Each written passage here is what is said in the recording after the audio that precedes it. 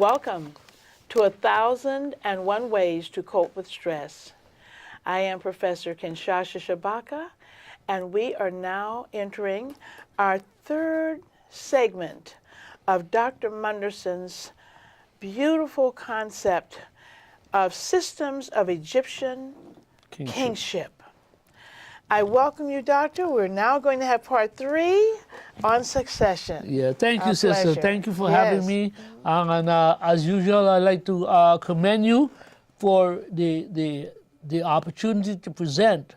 But as I was saying in our discussion a few minutes ago, you are a significant linchpin in furtherance of the dissemination of this important knowledge that not simply our people, but all people can be privy to. So let me just thank you and wish you the very best and longevity so that you can continue your great work. Thank you. And the same to you. Oh, yes, thank you. Today we're going to deal with the succession as part 3 of the system of Egyptian kingship. The succession is actually the period of interregnum between the death of the old king and enthronement of the new king. Because the deceased monarch had to be mummified over a period of some 70 days, in the Egyptian mind, evil had triumphed. There was a breach in the psychic, spiritual, and social fabric of the society.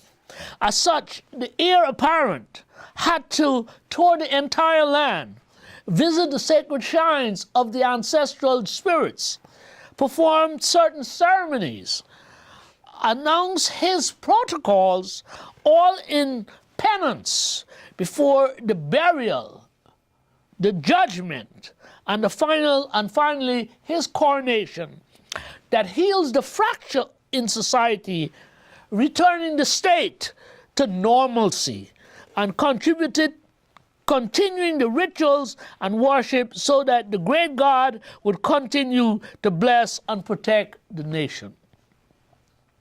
It's interesting, and I came up with my own conception of what happens when after the burial. You know, the belief is that the tomb itself is the dividing line between this world and the next. That once you put him in the tomb, he enters into a new dimension.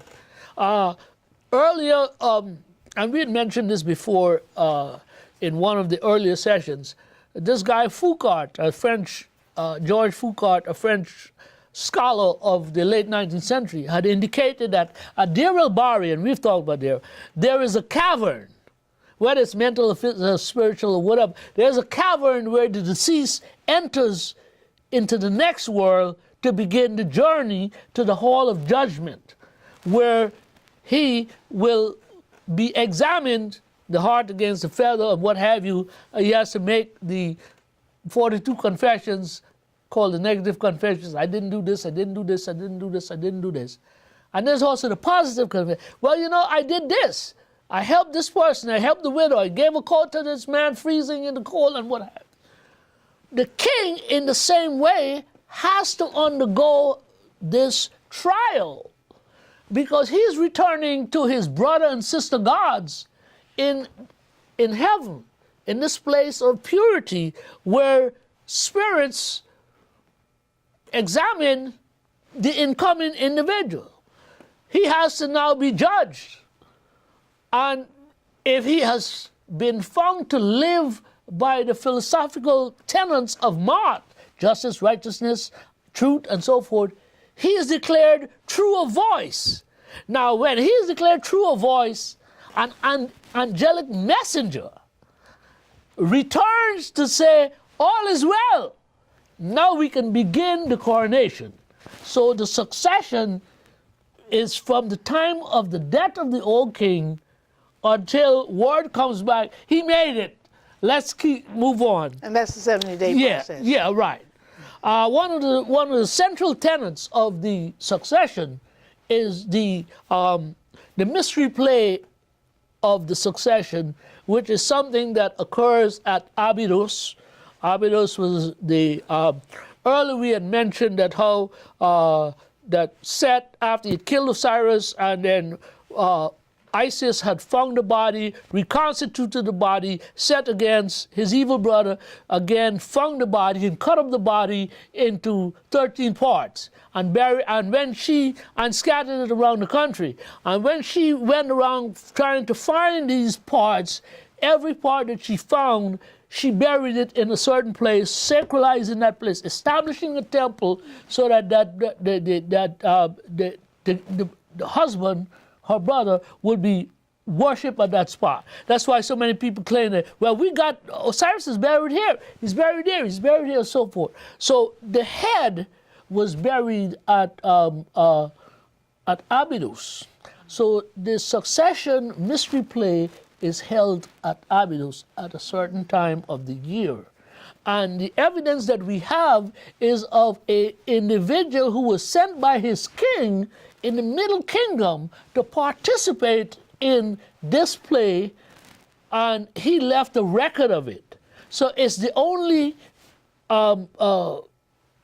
clear record that indicates what happens at the, and what it is that it's the preparation for the succession of, and as I said earlier, the succession is about one king taking the place of another, so that continuity would be established.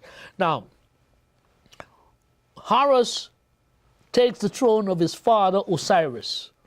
Okay? Now, the play of the succession takes place over a period of 5 days. And the king is very much a part of it.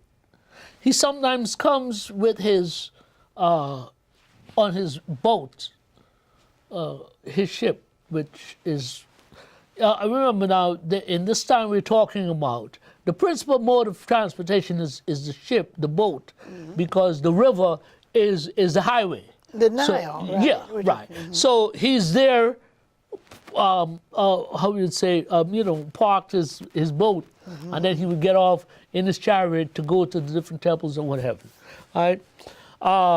The play is, the actors or the personalities of the play include the king, the princes of the state, the royal princes, officials, whether it's from the sacerdotal order, that's the priestly order, or the bureaucracy, the political bureaucracy, and even some of the people who build the structure. You see, the craftsman is also important. If you remember when we talked about the building of the Temple of Luxor, the guy who builds the temple, because why am I building the temple? I'm building this temple as a place of eternity so that my God will come and reside in here. And the only reason he's going to reside in this temple is that the temple has to be perfectly syncretized, perfectly built. Otherwise, I'm not going down there until you fix everything. So he had to have, this craftsman, this architect, this builder, had to have a high level of expertise. So he is, you got to make sure that everything lines up, that there's no imperfections, what have you. So he is sufficiently qualified to be a part of this important festival. So we have the king, the royal princes, sacerdotal and political officials, as well as the craftsmen who build temples and stuff like that. The evidence, as I said, comes from Middle Kingdom record, where, as I told you, the king sent his emissary to be part of it and make sure that everything goes well and so forth. While it was celebrated at Abydos, it was also celebrated at different areas of the country. Because if you remember, I said that the different parts of the god were buried in different areas. His heart was buried at Philae. His head was buried at Abydos, but his hands, his feet, different parts of the body were buried throughout. So the king had to go to everyone. He couldn't be every place, but he would send emissaries. But it was truly ubiquitous. Yes. The interesting thing about the succession and the coronation, he couldn't be coronated until the succession, the play of the succession had been completed, and he was a principal in it. Okay? Then he would be allowed to sit on the throne, have the instruments of power placed on him, and whether it's the throne or the crown or the symbolic aspects of his protocols, all of these instruments that he would give him, the whip and the flail, which is a symbol of power, and the flail, which is the whip that he would, if he didn't behave right, he would maintain order, and so forth. All of these are handed to him, and then in that ceremonies, a whole lot of prayers and hymns and what have you are said and what have you, and then order will then be returned to the society, because, as we said, with the death of the old king, a fracture had occurred. It's like having one of your vessels in some accident or the other. The skin is lacerated, the vessel is exposed, the blood is gushing, and therefore you have to have rapid medical treatment to bind the wound and give it a chance to heal. Yes. So that is what symbolically, metaphorically, spiritually, philosophically happened in the actual death of the king. They believed that evil spirits had taken over, and until the king is now on the throne, the new king, that is, you got to wait until the word comes that the old guy made it, so then we move forward, right? Mm-hmm. So he, in the enthronement, he then reestablishes order and harmony in the society. Okay? So, given that Egyptian kingship was a divinely sanctioned institution in its king as the essence of its substance, his death presented a crisis for the society.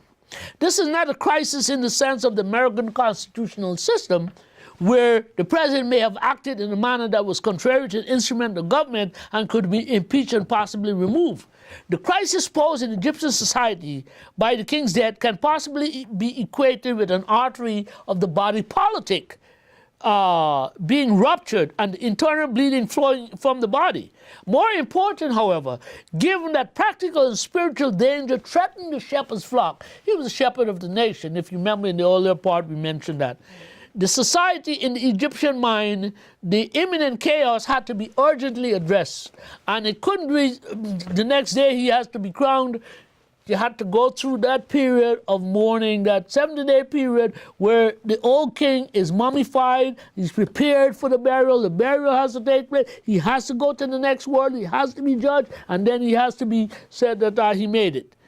In the modern understanding, death is a natural part of life experience, but this was not so in Egyptian belief system. That view is explained in the chapter entitled The Royal Succession by Henry Frankfurt in his book Kingship and the Gods, where he wrote, "Since the Egyptian considers society under its monarch part of a divinely ordered universe, the death of a king assumed, perforce, the chapter of a crisis with every chance of disaster. Chaos threatened, and that perhaps not first and foremost on the human plane. For death is not most possible a natural phenomenon in ancient sense, but a victory of hostile forces. The king's death has shown that the powers of evil had temporarily gained the upper hand, and even though the Egyptians reveal a tendency to dissimulate this by euphemistic language, the historical event, the death of a given king, or given king was, of course, translated in the Peruvian mythological form. That is to say that Set had murdered Osiris. If you know the story about Set and Osiris, or Isis and Osiris, because the classical scholar Plutarch, he wrote in his lives about this, and is the most complete surviving example of what actually happened. So Osiris was this good god who encouraged and taught Egyptian civilization, what have you. And he was the epitome of goodness. And then his brother Set, who was envious of him, had planned a strategy in which to depose of the brother and seize the throne. So he had this big banquet, and he made a coffin. He had measured his brother's size, dimensions, and he made a coffin.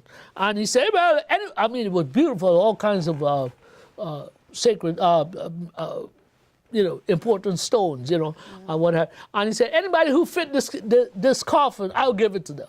And everybody whose size weren't really designed to fit tried it, but nobody, until he did. And then once he did, they covered the lid and imprisoned him, and then threw it in the Nile, and he was killed.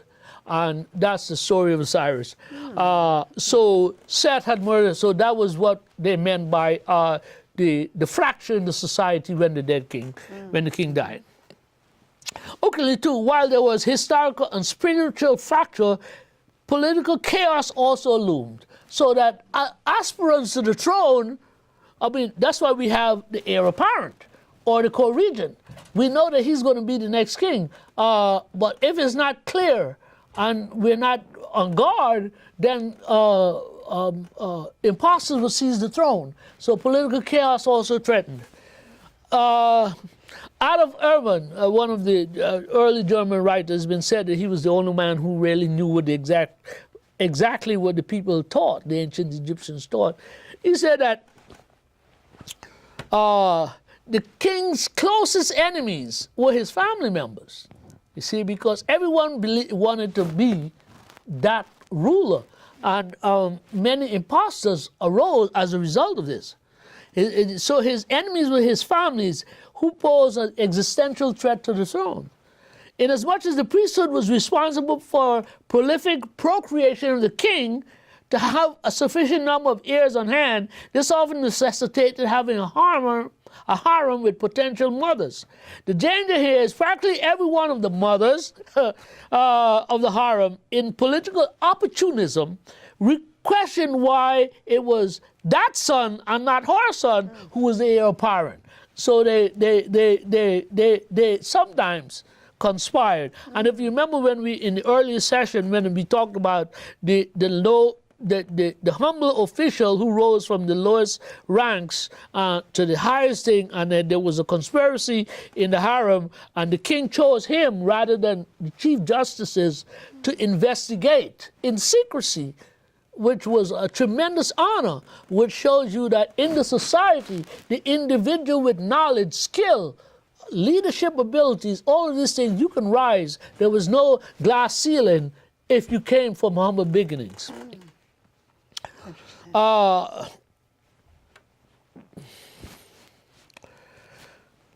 So let us suppose then that this family member was successful. He got some people to believe that he was the rightful heir, and he was able to dethrone the potential heir, that once he had been now enthroned, he owed those people for getting him the kingship. Now, unless he was wily, I would say tremendously wily, he had to figure out how to handle these people. Either I kill all of them, or I send this one as an ambassador here, and I give that one that thing, and this, and so forth, and so on. So, but only the strong rulers were able to maintain the stability that was necessary for the society to continue prosper and be successful. There's a close analogy between that and the current status of politics today, as I hear you. Well, okay.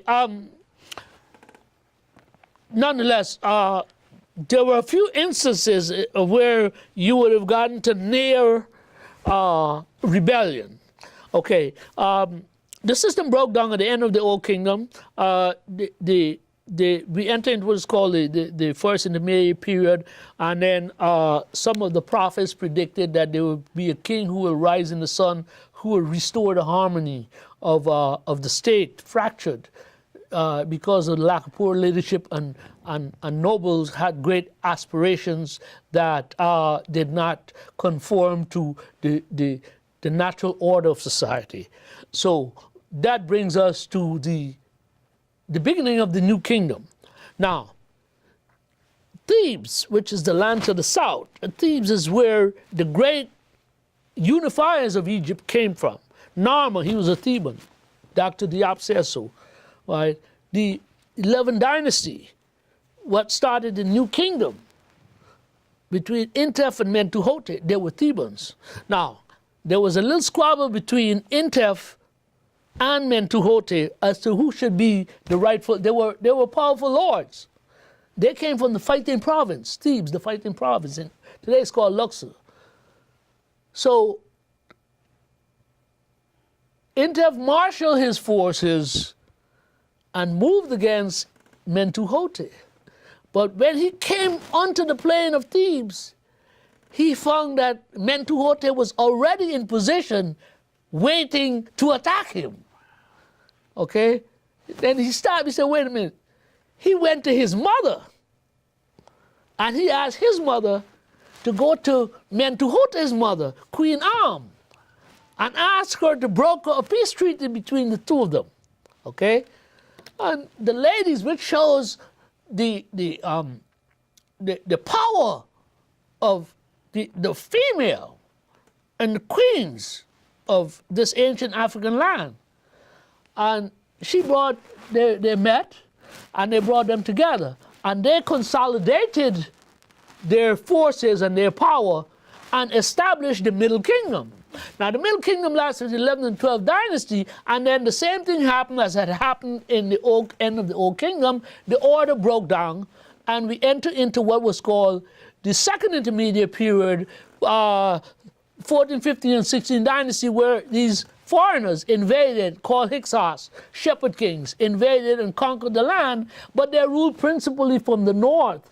And the Thebans weren't sufficiently organized by that time to resist them, so they paid them a bounty as being the overlords.